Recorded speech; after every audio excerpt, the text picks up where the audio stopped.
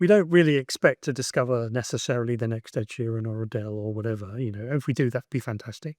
But even so, helping people pay the rent, helping people move forward, be able to live their life and as musicians and run their careers is really gratifying, and that's what we're doing. This podcast is produced by Amplitude Ventures, your partner in early stage startups.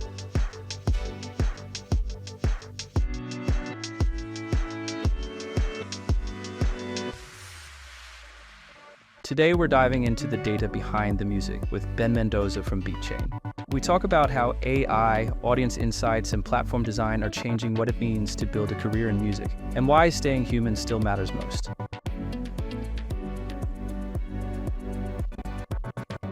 Hey guys, and welcome back to the Sound Connections podcast. Today we have Ben on the podcast. Welcome. Thank you, Jakob. It's great to be here. Ben, I'm looking forward to this conversation. I'm speaking with a founder today that has quite a lot of experience in the founder domain across multiple companies. And I'm very happy to sort of dissect that today, your mentality. And I have a bunch of questions that I want to ask you. But Ben, for the people who don't know you, who are you and what do you do? Okay. I'm Ben Mendoza. I'm co-founder and CEO of Beatchain. I suppose the best way to describe it is I've always had a great passion for music, for as long as I can remember, really. Certainly before I knew anything about business or the music industry. I started playing guitar when I was 10, and then joined a band when I was 15, and actually, to the great frustration of my parents, left school at 17 to play in a rock band. So then did that for a few years, but then once I got married at 21. So it was a very rock and roll thing to do back then. Life steers you away from the music industry a little bit, and I got into, let's say, more traditional the world of technology. And back then, that was in data communications and networks. We're talking the early 80s here. And so I really got involved in understanding how to connect the world together for large organizations. And I also fell in love with my next new passion, which was personal computers and coding and writing software. And basically solving tricky problems has always been what I like to do. So to move it forward, in the 90s, I found myself in the City of London in sort of financial sector, and I was building networks for some of the big banks there. Back in the day, it was like Lehman Brothers and Citibank and all these sorts of guys, and I noticed they all had a tricky problem they were trying to manage, which was the consumption of market data. Which, for those who don't know, is the services that traders use to look at exchanges and so on and so forth. And I ended up starting a company in '95 called MDSL to try and solve that tricky problem. And luckily enough, we were very successful. Ended up opening offices all around the world. In 2017, I sold MDSL and decided that I needed to do something else. And it was the opportunity to look back at the music industry. And I know a whole bunch of musicians who were having all sorts of tricky problems. And they said, how can we solve these? And that's really how Beatchain started. Ben, I'll just jump right in with a question, because I have a bit of a dark side of devil's advocate every single time I see a person that I study or follow on LinkedIn. And my first thought was, and I'll just be blunt, is like, this is a very successful founder that then, for me, it just seemed like, okay, this is a guy who's had a hobby project or music, a passion, that he now wants to take his immense success and apply that into something that he thinks is fun. Absolutely. Was that the case, or like? That was exactly what happened. Okay. Really, for a long time, it was a very expensive hobby. Before it turned into a proper business. But it was definitely the case, because I was just intrigued with the challenges that musicians had independently, talking to them, there was one particular guy who was a co-founder of Beatchain, a guy called Steve Jones, who runs a fabulous band called Brother Strut. And when he was starting that out, that's when I got to meet him. And he was saying that, having had the experience of working with record deals, he's a very talented producer and musician, um, and had been dropped by labels and so on. He was now starting his new band. He didn't want to get stuck in the old ways and was trying to work his way to having a proper career as a musician on his own. But the challenges he had in terms of doing everything himself, in other words, arranging venues to play at, selling tickets, promoting it all, doing all those things, was taking so much of his time that he didn't really have any time left to be a musician. So that that's when really I thought, okay, well, looking at all the process work that I know about and understanding the technologies that we use now, I could see a way in which we could really build something to help not just him, but musicians generally with their careers. Mm. So try to walk me through your thought process. What is like if you wanted to distill the problem that you found so interesting, what was that? Okay. Um, well, independent artists do many things. If you're seriously going to become a career musician, then you need to be able to pay the rent, and we can come back to that point. But as you probably know today, it's actually in some ways worse than it was when I first started this. When you release your new track, it's competing with the other 3+ million tracks that month that get released onto the DSPs. So you also need a way to be discovered, and that is a very tricky problem. And you can't just rely on getting lucky on TikTok. That isn't a good strategy. And it's not only a problem for the artists actually, but it's also a problem for the industry, who were never really designed for the extreme amount of content that's now coming out. Mm. So it's basically trying to survive in the overwhelming amount of work you need to do. Um, I, I have the privilege and the burden of being exposed to a lot of different startups in this space, both through the podcast and through the work we do at Amplitude Ventures. And I've now come to the point I always have like sort of waves of excitement and depression about certain things. And um, I've now come to a point where I get so incredibly exhausted when it comes to the business propositions towards artists. Not because of the business itself, but like I have been, active on the label side, on the publishing side, on the management side. And I'm a, I'll be honest, I'm a pretty smart guy. Like I can do a lot of things, but I want to curse on this podcast, but it's so incredibly difficult to keep track of all the things you need to do. And even if you partner with artists, like me as a manager, when I did that at one point, it was so overwhelming the amount of tasks. So I see there's a problem. So and I almost get exhausted by thinking about the problem. But then the real problem that I see as a sort of entrepreneur and a venture studio owner is that you need to charge a customer money that almost per default in the problem statement doesn't have a lot of money. Yeah. How do you build a business around that? Okay. Well, you're absolutely right. You need to understand all the moving parts and all the if you like the pain points that occur in this. Um, and as I say, the pain points are not just on the artist side; they're also on the industry side too. So, what we've tried to do, Beatchain, is come up with a solution that solves for both sides at the same time, because that's the way in which you can be successful. We came up with this concept of the Beatchain Arena, okay, which is, in our opinion, the best way to connect artists, audiences, and industry sponsors together in one ecosystem. Okay. Um, so imagine an artist services platform that has best in class distribution in it. It has a unique and simple and effective promotional tools. And I'll get into that in a bit. amazing insights in terms of dashboards, data, and understanding of, for an artist, of where they are in the world, what playlists are on, how their socials are performing, all that sort of stuff that they need to see on a daily basis. But on top of that, then also bringing in industry players into that platform that can offer real opportunities to the artists that are doing well. So a bringing together of both the artists and the industry into one place.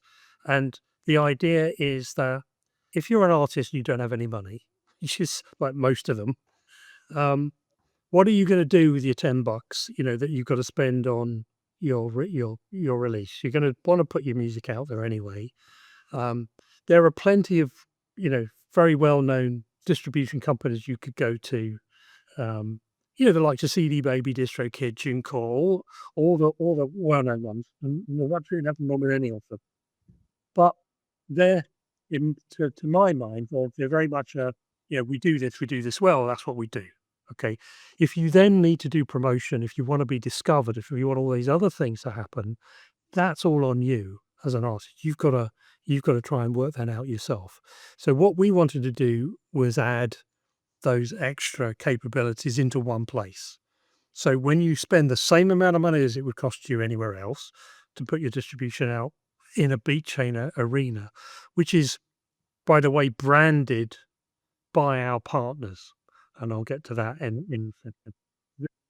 Not only do you get your music out onto all the DSPs as you would everywhere else, but now you become visible to the sponsor of the arena, and you join a really big community, which gives you collaboration capabilities. And you also, using our technology and scoring system, you get rated effectively on our charts, our leaderboard, for want of a better word, in the arena. So this solves a number of problems. One, it gives instant feedback back to the artist on how they're doing, and a load of mentoring and education on what they could possibly do better, which is something many people need. On the other side, it starts to solve a problem for the industry because, there's millions of tracks out there. There's like, was it 100,000 a day or something going up? There's no way they're going to listen to all of that. They already get bombarded with demos and all sorts of messages every day of people wanting to work with them, and most of them they turn away, or they just can't deal with it. They've only got from an A&R point of view, they've only got a small team normally that can deal with this.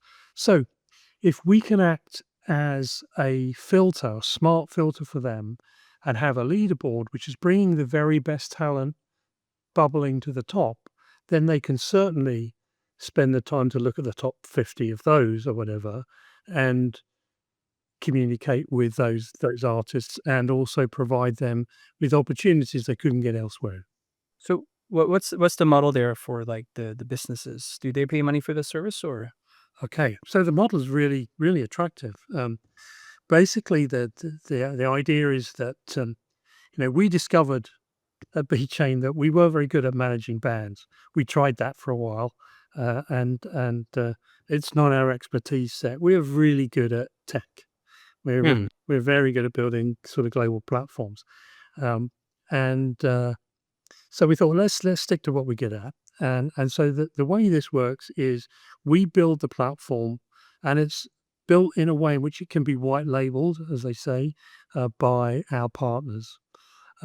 So, for example, in the UK, we have a label called Odd Child Music that have an arena called oddchild.app. And then in India, we have Radio City using it, and they've branded it as Moose Disco. In South Africa, we have Kubo Studio. We're just opening in Ghana. But the idea is the brand name that gets put onto the arena is something that's well known to the artists in that region, and therefore is attractive to them. So the way it works is we don't charge our sponsors for the software. Basically, that's our part of the bargain. We'll provide it and run it. They contribute by putting their brand on it, by paying for the advertising to attract the artists into it, and by offering these amazing rewards. And these amazing rewards are things like, well, anything from a shout out on their socials all the way up to a collaboration with one of their existing artists, or, you know, having your music played on the radio or being interviewed, those sorts of things, which are really career changing for, independent artists that are looking to be discovered. That's how it works. Okay, so basically what you're saying is you still have the B2C model or direct to artist model, but you're using sort of partners to basically do user acquisition, and that's why it's a more viable way of doing, let's call it B2C or direct. Yeah. Yeah, Yeah. sure. So, I mean, importantly, it's free to sign up. Okay. Because again, you've got to look at this. And we approach this from trying to remove as much friction from the process as possible. You know, if you put subscriptions in place, um, obviously from a business point of view, it's great to have subscriptions. But from an artist point of view, they're not always ready to do things. I mean, an artist may release a track 3 or 4 times a year or something. You know, if they sign up and they're paying a monthly subscription, in the months when they're not got anything to do, they're liable to say, "Oh, I don't want to pay for this," and they'll churn.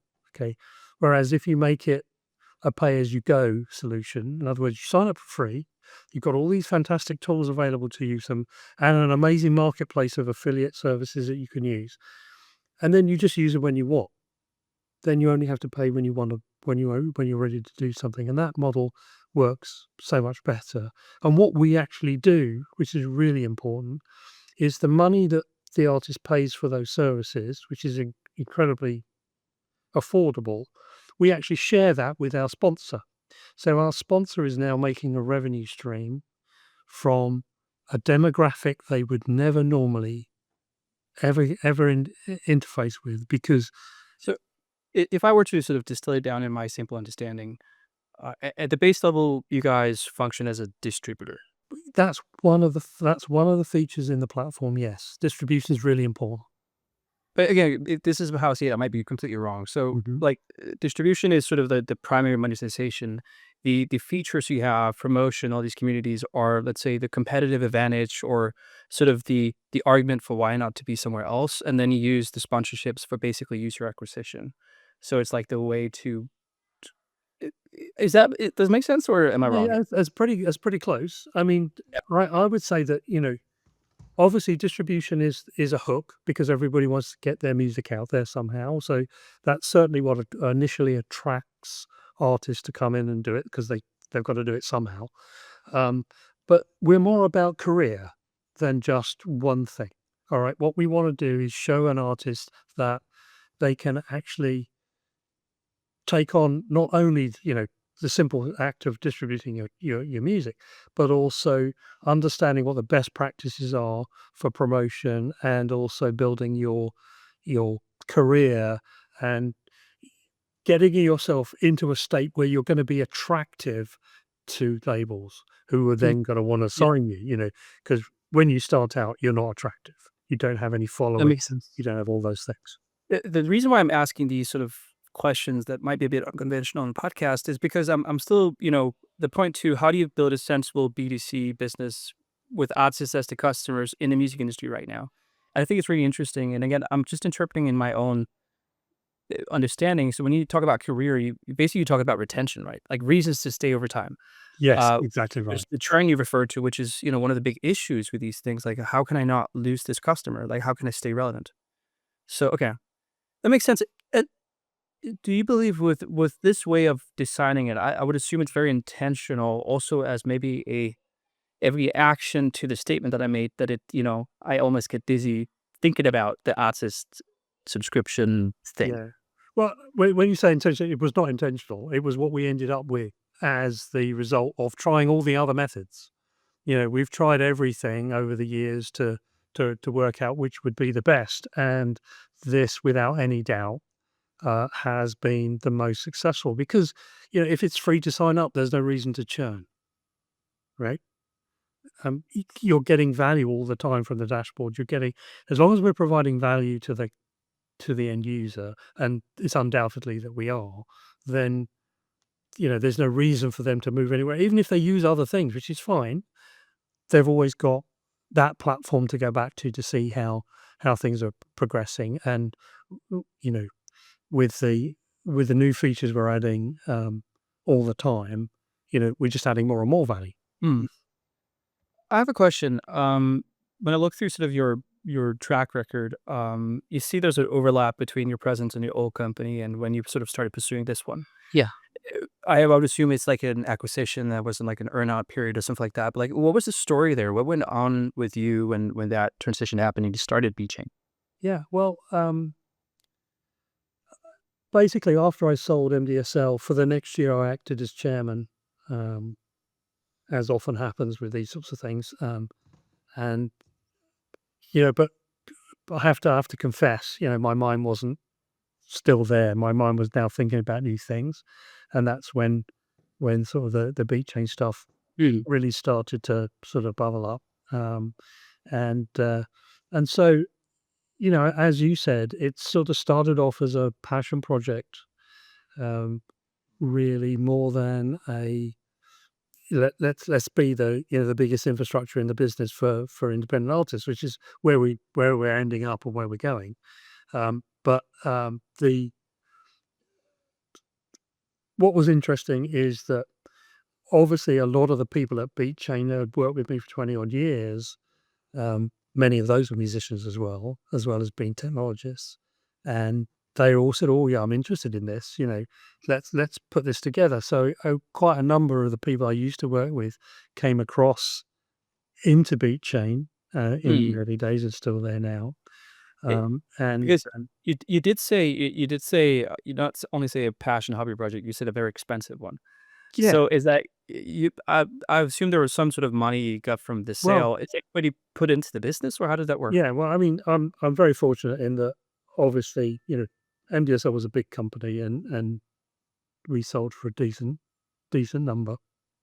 And so I established a family office at that time, and my family office has been funding Beatchain, from the outset. And in fact, now we're at the stage where we've got lots of traction and got a very exciting roadmap. And I'm actually looking for really to bring investment in now. So But that, still, that's like 8 years. 8 years where you sort of yeah, I taken. mean, we're unusual. You can't really say, "Oh, we're a startup," because No, we've been going for 8 years. But really, in the form that we are now, we've really only been doing what we've been doing for 18 months, in terms of the arena um, effects. And we've already got some 40,000 artists signed up to various arenas using the product, and that's growing at thousands of artists a month. Um, and so, yeah, I mean, the reason I said it was an expensive hobby is because I started employing people, and you, you, if you can employ the best people in the industry, unfortunately they have requirements of reasonable salaries. So, which is fair. which is fair, So it does start to get expensive, but at the same time, we're all very excited about where we've come to now, and so yeah, we're looking forward to the next step. But did you have, when you started your previous company, I would assume that it had like some sort of a for-profit mentality going into it. Uh, or how did that happen? Was that the similar sort of like happenstance almost that they grew into what it was? Yeah, I mean, as I say, when we first started this, we were B2C. We were providing the services directly to artists to use, and uh, we started with subscription models, and we started with all sorts of other things. And as you say, that we generated revenue, but it wasn't. It was very much a sort of sawtooth type waveform in terms of you get some and then it would drop off, and so on. So we needed to work out how to do this consistently and scalably. And we're very good at building very scalable product. And what we realized was that look, when you look at distribution, for example, and you talk about distribution companies, distribution isn't a very profitable business to be in. It costs money to do it. I mean, if you've got some really big A-listers who are earning you lots of royalty, then fine. That's a good thing. But most, the vast majority of the business that runs through that isn't going to be doing that. So you have to think about, okay, how can you run a long-term business in the music industry? And the way to do that is scale. If you've got hundreds of thousands of artists, possibly millions of artists in there, then as long as a good percentage of them are doing something, it's not costing them very much, but it's a numbers multiple that brings you the revenue. And that's the model we have. One of the things I saw from your profile, which I thought was interesting, is the time spent at one company, right? So it took you 22 years from founding a previous company to you selling it. Oh, don't say it like that. Well, is patience like a key ingredient in how you look at this? Yeah, I think being tenacious is a key ingredient. Obviously being passionate about what you're doing, enjoying actually producing a good result for the end user is really important. And I've been very lucky. The secret of my success is surrounding myself with people much cleverer than me, and being able to recognize where they can really apply themselves and do great work. And it's the same at Beatchain. I don't write code anymore. I used to write code in the old days. But these days, I mean, I could always ask Lovable to write some stuff, but it's still you still need to have good coders, good data scientists to understand what's being generated, because we use a hell of a lot of AI now. But that's the secret. So I think in terms of longevity, if you believe in what you're doing, and there's a real need for it, and you're not just sort of delusional that you're going to be successful, you will fail a few times. You just carry on failing until you don't. But it's a matter of having the stamina and the drive to get to a point where it's all working and it's starting to be a real business.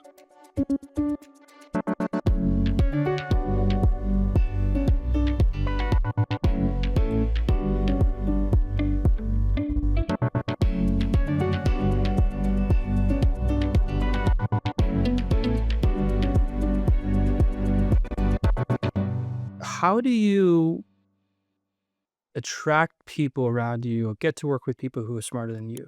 Because this is a statement that's, fairly known. Um, I personally struggle with it. Like, it's not because I don't know smart people, but like getting them to work with me, that's a different thing. And obviously one of it is bucks and, but like, how do you go But about that? you basically have to include them in the success. So I'm very lucky at Beatchain. We have some brilliant people here, and what we've tried to do, as well as me funding this, I've also made some of the stock available to the people that have helped me from the beginning. And when we become successful, everybody should enjoy that success. That's really important, and they need to believe that too. They need to see some evidence that that's the case. It's not. I mean, obviously, we pay them well. That's their job, and so on. But at the same time, you've got to find. There's two qualities that I think are really important in people. One is obviously that they love what they do. The second is that they're willing to share their knowledge and experience with others in your company. Because what you can find you get a really good coder or somebody who's really good, and they feel that that's their IP. That's what makes them worth the money, and therefore they don't want to give that away to anybody else. But they then become a critical point of failure, actually, because if they are not available for whatever reason, nobody else knows how to do stuff. So it's really important that you get that balance right. So I think in terms of how do you attract people to organizations to do that, is being very clear with them at the outset that this is how it works. And that there's always going to be a challenge for them, tricky problems for them to solve. People really enjoy that and being recognized for it. On your LinkedIn description, it says, working for my team, not the other way around. Yeah. I think it sort of piggybacks a bit what you say, but try to explain that to me. Like, what do you mean by that? Well, I mean, you know, in the best possible way, I need to, even though I don't write code, I need to contribute as much as I can to the running and the roadmap of Beatchain. So, my job is to work for the team by sort of basically taking away all the things they worry about. And they're my worries, not their worries. They've got to worry about getting the product right, getting it out there, making sure there's no bugs, and it's working as it should do.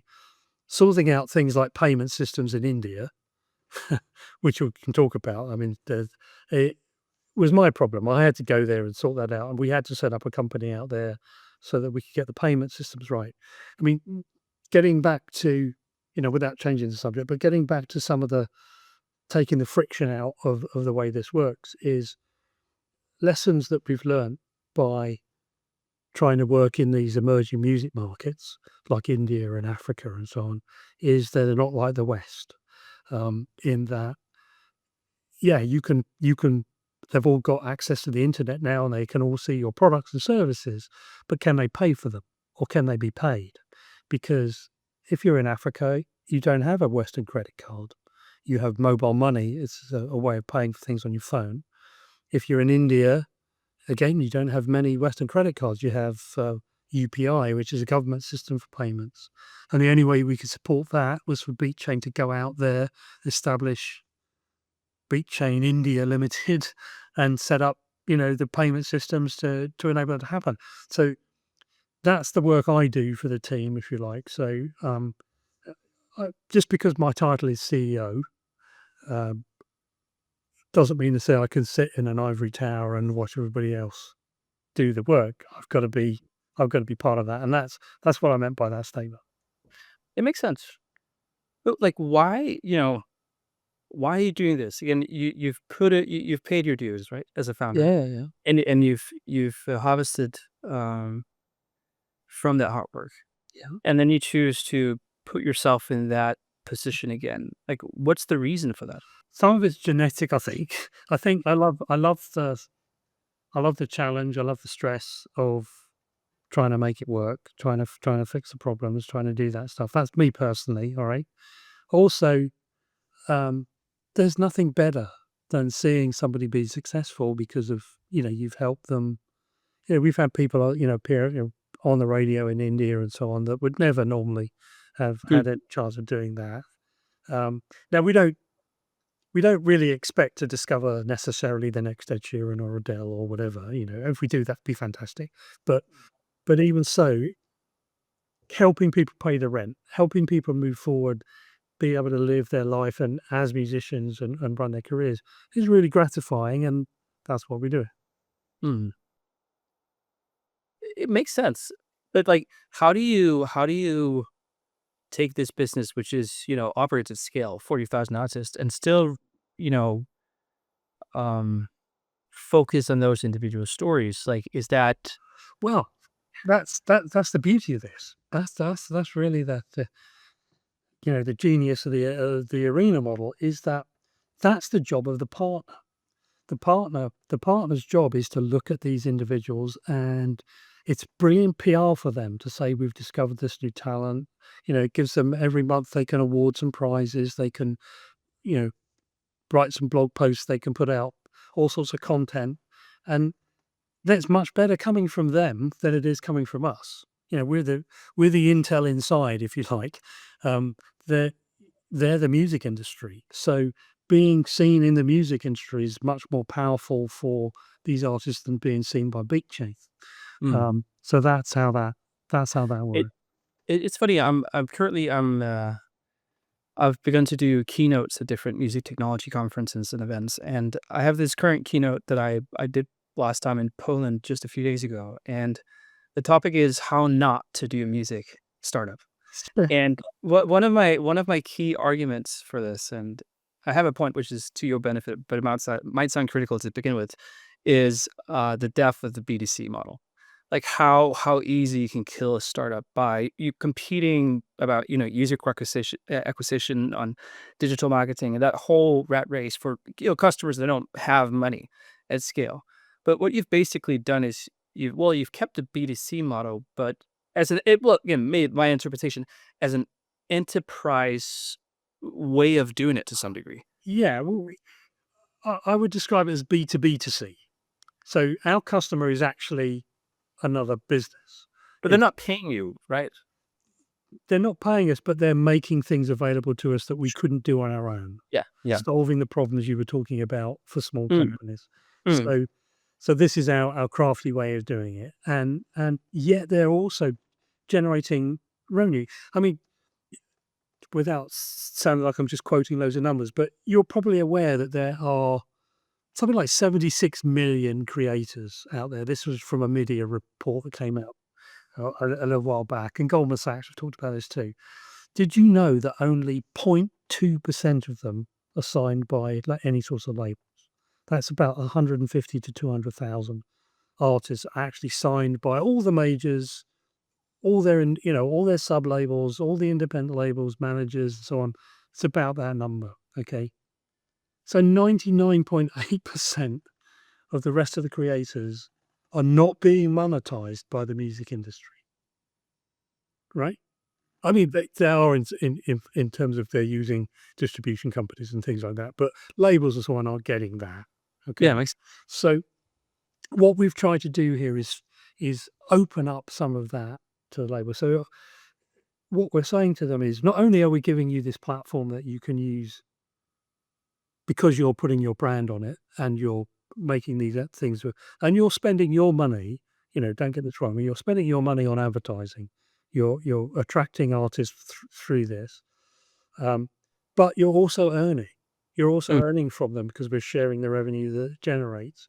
mm, Plus, when you get to the 40, 50, 60, 100,000 artists in there, what a wonderful marketplace that becomes for everybody else. And, even our competitors, we're happy to say, well, not necessarily competitors, but associated companies, people that do things like AI mastering and these sorts of other artist services, come into our community. Our artists, those 100,000 artists, would love to see your products and have those available that way. So, we really see this as a community building ecosystem, which serves to reward us. Of course, we're a business after all, but also everybody wins. The artist gets the services they want and better services they could get it from anywhere else, in my opinion. Um, the labels get to find new artists possibly, but mm. also start generating income from everybody that's in the arena, regardless of whether they're in the top of the leaderboard or not. And we get bigger and bigger, and open more arenas in more regions. A key part of what you're talking about is discoverability. And obviously AI has made a lot of changes there. AI off the shelf does not address that pain point. What is it the way that you sort of approach discoverability and new technology and sort of leveling the playing field for authentic talent that's trying to get through? Yeah. Okay. So it's almost down to different genres, but different companies, have different requirements or attributes that they look for in artists when they're looking to sign artists or being interested in them. Many things are common, like how many followers do they have? How many streams are they getting? This sorts of things. But if you're a metal label or whatever, you might well be interested in how many gigs are these people playing, how many tickets are they able to sell, because they're obviously looking at monetizing them in the future and so on. So different attributes have different weights for different companies. So the way we use our tools is we gather data from tens, if not 50 different sources of information. So, bands in town and all the social platforms and everything else. We're bringing all that in together and we're weighting it and looking at how artists are performing, not only for themselves, but against their peer groups and so on. And we effectively then apply this score to those artists, but it's weighted based on what's important to our customer, to the brand. So automatically the ones that are doing the right things and doing them well and consistently are bubbling to the top of the list, right? Which is a simple way of looking at it. And that means that, I mean, there's no obligation for our partners to do anything with any of them. It's just another convenient way of them looking at a list of people and saying, "Oh, I'd like to listen to some of that music. That sounds really good." We can see they've got the right attitude. They've done, they've ticked a number of boxes we would be interested in, and it reduces the risk for us if we want to go ahead and make some sort of offer to them. Whereas, Mm. You you're describing a quite complex tech stack across the board. Like, you're touching upon a lot of things that are very difficult to develop and sustain. Like, I'm not a technical founder, but I'm more than usually technical. I think yeah, in some cases, like, I can function as a casual CTO. So I have some sort of like a sense of what it takes to build these kind of things. And there must be some sort of return on investment mindset for you. Like, again, you've sold a company before. Like, when you produce such an incredible investment into tech stack, team, traction, user acquisition, partnerships, what is it that you want to achieve on sort of the return on investment side, you personally, or sort of your employees? What are you looking for? well, I mean, if we do this well, that'll take care of itself. Okay, so I'm not going to say, "Oh yeah, we've started this out because we wanted to be bought by UMG or somebody like that." If that happens, that happens. But what we're trying to do is to be the most successful infrastructure provider for independent artists. And we're sort of doing it in a stealthy way, in that it won't be the Beatchain name necessarily that's well known. It'll be the bigger brands that are branding our platform that are in the spotlight. But we're the engine underneath, and that's always been, well, for the last couple of years that's been our strategy, and it seems to be working well. Um, the other thing that we're doing is, we're attacking those markets that aren't as well served so that we don't have as much direct competition Mm. when we do it. So it's difficult to do this in India. It's difficult to do it in Africa and so on and so forth. And we're good at that. So that's where we've gone. And if you look at those media reports where the growth is, that's where the growth is. There's growth in New York and LA and London. Of course there is, but it's nowhere near on the scale, the growth that's, of music and artists and audiences in these emerging music markets. So that's what we're doing. But that comes back to sort of the patience discussions we had. We have a good deal of people in Africa, and we've also done, through my academic research and my partner's very extensive research about the African music tech industry and the whole sort of ecosystem there of payment. And in my sort of conclusions is any investment going into this space is not really going to harvest anything in the next 5 years at least. Like, it's a long term investment if you want to go into that. But I guess that comes back to the patience. I'd be wrong here, but this is my sort of my own interpretation.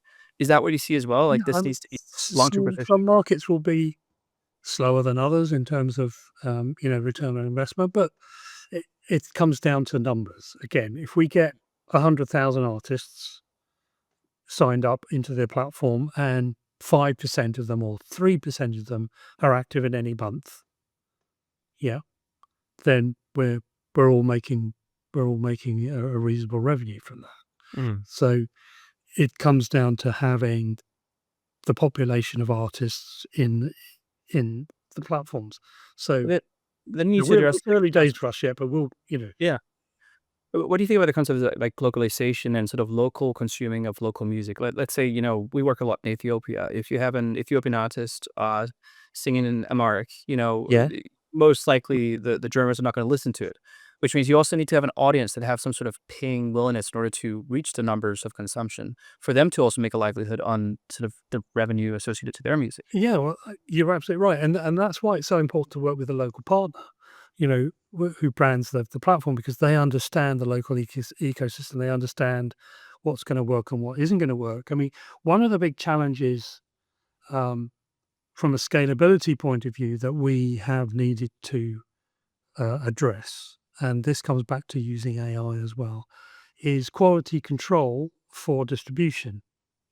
Um, and every track released onto streaming platforms has to undergo quality control to sort of ensure it's free from fraud and copyright infringement and contains the correct and high quality content. Yeah.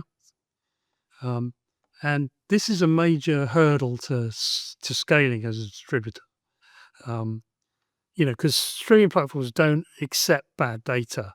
They'll blacklist you if you have recurring infringements. And there's a whole range of things you need to check for, in terms of original licensed audio, artist track name, validity, explicit content in lyrics, owner identification, validation, all sorts of things. Is the artwork correct? Is the text on the artwork correct? And so on. And how does that get done traditionally? Well, traditionally you have to listen to the music. And, if you're getting thousands of tracks distributed and they're all in different languages, here's an interesting stat for you for where we are. 27% of the releases that we have in India don't have any English in them at all. 18% is Hindi, 5% is Bengali, 4% Punjabi, there's Marathi, Tamil, Telugu, and so on. In Africa, 12% are Zulu or Sotho or Shona or Afrikaans. And as we expand into other areas, there's going to be more and more of that. So how do you do all those checks well and scalably? And the answer is you use AI to do it. And, we have built out a really impressive QC AI system, which basically is more accurate than humans are. Humans tend to be, I would say, 80%, something like that, 80%, 70 to 80% accuracy, whereas we're at least 88% with the AI, and it does all the different languages. And as it learns, it's getting better and better. It only takes a few seconds to do it with AI, whereas it can take tens of minutes to do it for a human. So, AI doesn't get tired. There's a whole range of reasons. And if we're going to have hundreds of thousands, millions possibly of artists in there or distributing, how could we do that unless we've got the tools to do it? Do you think it would be possible for you to build this? Well, you did build this 5 years ago, but let's say, 10, 15 years ago, Yeah. where AI was not a tool you could use. Do you think you could build this business? No, we couldn't have done this 5 years ago. This is one of the really big headaches we had when we looked at, well, how are we ever going to make this work? How are we going to be able to survive as a company and get scalable enough to do it? And the only way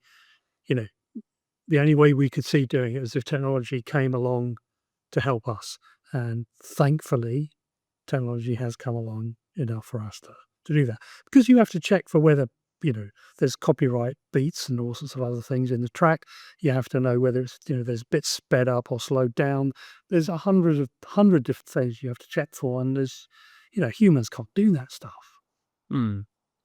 It's so interesting. And I think when I traditionally think about AI or conversations I have and sort of AI advantage, you think about these cutting edge AI approaches, but what we tend to forget is like these business models that are, I wouldn't call zero traditional, but the traditional models in general that you can actually make it feasible to build a business in a space that wasn't feasible before, just because, as you're describing, like we've talked for 50 minutes, and I think we've definitely covered at least 15 different points of serious technology development in order to get to a viable product. So it's so interesting that also affects it, and it makes it viable for music to be more sustainable for the users and for the businesses, because that's sort of been one of my biggest concern that I'm getting more hopeful about now. And I even had a conversation with a business partner today when we were talking about our presence in music technology. Obviously, I have a domain expertise here, but my business partner is not from music. He asked me the question, like, but is there music to be made here? Like, as a venture studio, like, can we make investments that make sense? Like, can we have clients we work with that can also pay us for our team? We have a big team, and we didn't really come to a conclusion, but one of the things we covered was we do believe that AI is making things more affordable. We do believe that that brings up new business opportunities we haven't seen before.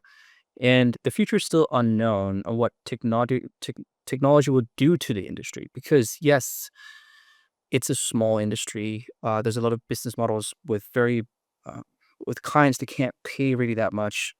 But if you can effectivize many different things, I think that sort of macroeconomic balance can be changed. Um, does that make sense? Yeah, it does. Yeah. And, what you have to think about here is, AI is so exciting, but it's also the cause of some problems, right? The fact that AI has made it so easy for so many people to release music now is one of the contributing factors to the fact that there's so difficult to get discovered. Um, Hmm. so that's if you like, the downside um, of having fantastic AI in the music industry.